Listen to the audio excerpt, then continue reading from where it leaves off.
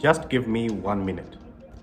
So iOS 18.4 beta 3 is out with some new changes or not.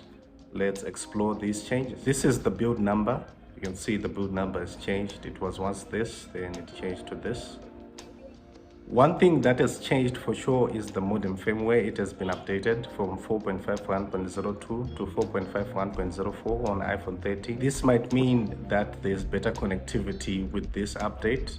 So I would advise you to update if you are having connectivity issues in earlier versions. Apart from that, nothing much has changed apart from the things that were added in earlier iOS 18.4 beta versions, like these things.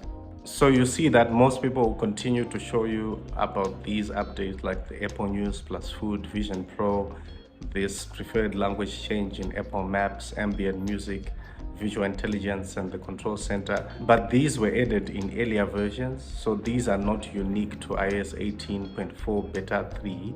However, you'll see that there are some fixes with Apple Intelligence and Siri that were implemented, and you can check Apple's release notes for these changes.